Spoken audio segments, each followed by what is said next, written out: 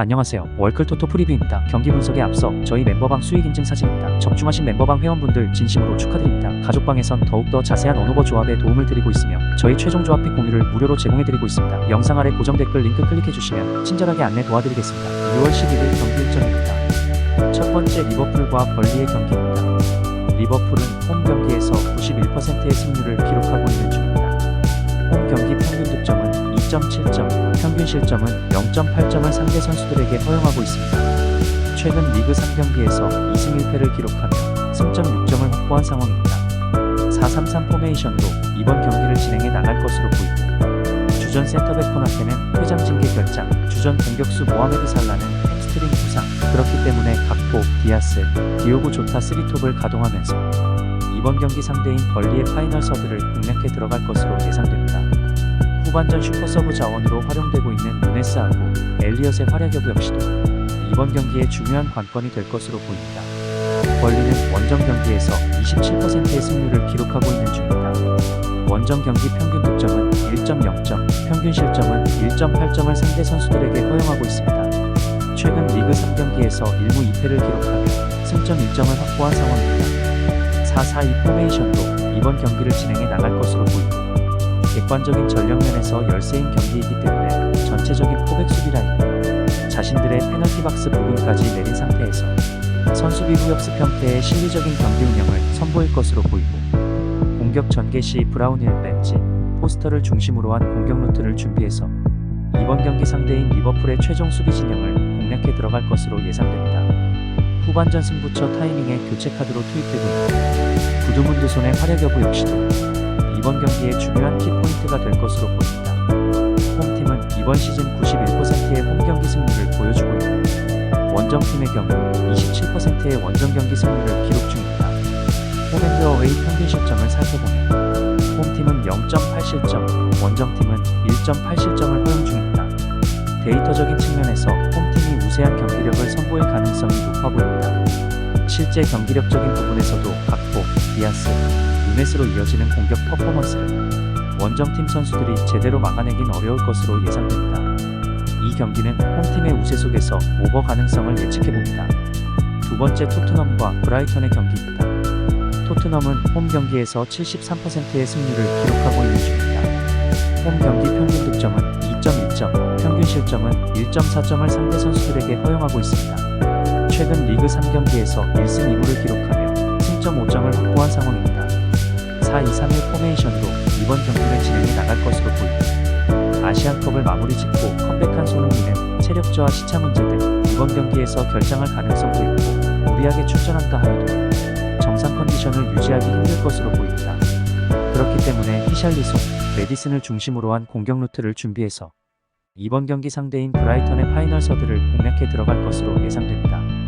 후반전 슈퍼서브 자원으로 활용되고 있는 베르너의 활약 여부 역시도 이번 경기에 중요한 관건이 될 것으로 보입니다. 브라이턴은 원정 경기에서 41%의 승률을 기록하고 있는 중입니다. 원정 경기 평균 득점은 1.5점, 평균 실점은 2.1점을 상대 선수들에게 허용하고 있습니다. 최근 리그 3경기에서 1승 1무 1패를 기록하며 승점 4점을 확보한 상황입니다.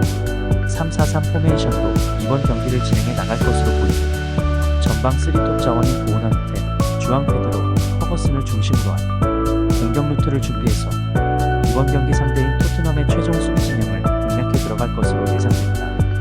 후반전 승부처 타이밍에 교체 카드로 투입되고 있는 미토마의 활약 여부 역시도 이번 경기의 중요한 키포인트가 될 것으로 보입니다. 홈팀은 이번 시즌 73%의 홈경기 승률을 보여주고 있고 원정팀의 경우 41%의 원정 경기 승률을 기록 중입니다.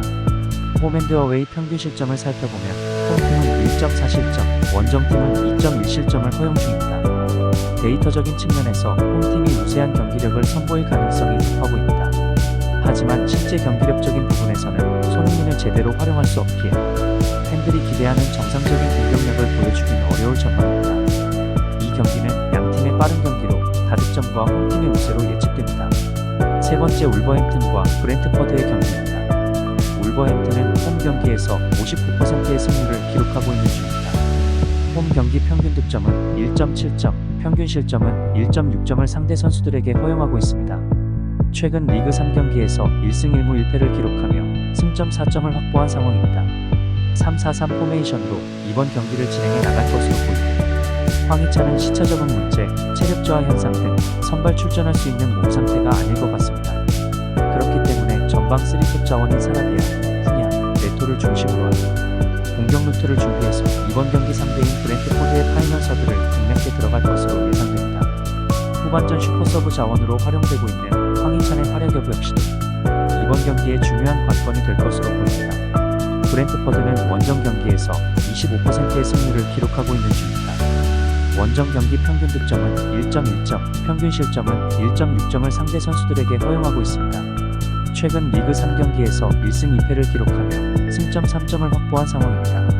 3-5-2 포메이션으로 이번 경기를 진행해 나갈 것으로 보이고 전방 투톱 무파이하고 토니를 중심으로 한 공격 루트를 준비해서 이번 경기 상대인 울버햄튼의 최종 수비 진영을 공략해 들어갈 것으로 예상됩니다. 후반전 승부처 타이밍에 교체 카드로 투입되고 있는 바티스테의 활약 여부 역시도 이번 경기에 중요한 키포인트 될 것으로 보입니다. 홈팀은 이번 시즌 59%의 홈경기 승률을 보여주고 있고 원정팀의 경우 25%의 원정 경기 승률을 기록 중입니다. 홈앤드어웨이 평균 실점을 살펴보면 홈팀은 1.6실점, 원정팀은 1.6실점을 허용 중입니다. 데이터적인 측면에서 홈팀이 우세한 경기력을 선보일 가능성이 높아 보입니다. 실제 경기력적인 부분에서도 사라비아, 네코, 푸냐로 이어지는 공격 퍼포먼스를 원정팀 선수들이 제대로 막아내긴 어려울 것으로 예상됩니다. 이 경기는 홈팀의 우세 속에서 원더 가능성이 예측됩니다. 네 번째 요르단과 카타르의 경기입니다. 요르단은 이번 대회에서 12득점을 기록하고 있고 실점은 총 5실점을 허용하고 있는 상황입니다. 3-4-3 포메이션으로 신중하게 경기를 운영해 나갈 것으로 보입니다. 수비 전환 시 양쪽 윙백 하다드와 아부아 시시가, 나시프, 아라람, 마레이 3백 수비 라인과 동일 선상을 이루며 사실상의 5백 수비 형태로 카타르의 공격을 방어해낼 것으로 보이고 공격 전개 시 전방에 배치된 3톱 자원 알타마리, 알라이마트, 알마르디의 유기적인 스위칭 플레이를 통해서 이번 결승전 상대인 카타르의 파이널 서드를 공략해 들어갈 것으로 예상됩니다. 그리고 후반전 슈퍼서브 카드로 활용될 가능성이 높은 아와드와 알 아와닷의 활약 여부 역시도 이번 경기에 중요한 관건이 될 것으로 보입니다. 카타르는 이번 대회에서 11득점을 기록했고 실점은 4실점을 허용하고 있는 중입니다. 3-5-2 포메이션을 준비해서 경기에 나설 것으로 보이고 미드필더 진영에 배치된 와드, 파테이, 가베르가 전체적인 볼 점유율을 높여나갈 수 있는 전술적 움직임을 보여주는 동시에 전방 투톱 자원인 아키프하고 알리에게 상대 수비 뒷공간 침투를 위한 날카로운 킬 패스를 공급해주며 이번 결승전 상대인 요르단의 수비 뒷공간을 공략해 들어갈 것으로 예상됩니다.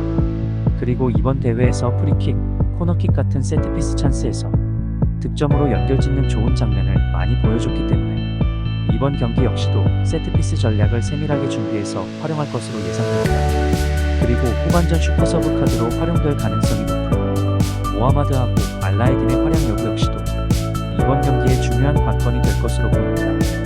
요르단은 3-4-3 포메이션을 사용하고 있기 때문에 중앙 미드필더 포지션에 2명의 미드필더들이 배치되어 있습니다. 반면에 카타르는 3-5-2 포메이션을 활용하고 있기 때문에 중앙 미드필더 포지션에 3명의 미드필더들이 포진해 있습니다. 즉 미드필더 숫자 싸움에서 카타르가 우위를 점하며 전체적인 볼 점유율을 차지해 나갈 가능성이 높아 보인다는 것입니다.